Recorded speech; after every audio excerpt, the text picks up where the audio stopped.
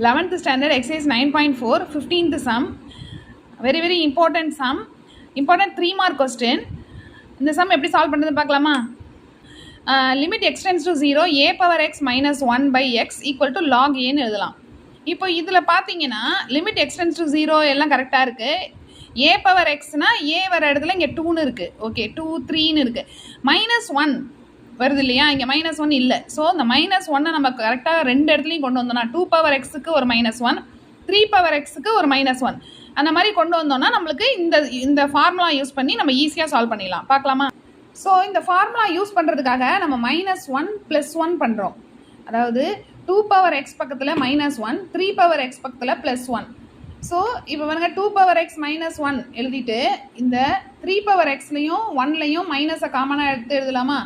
So 3 power x minus 1ன்னு கிடைக்குது.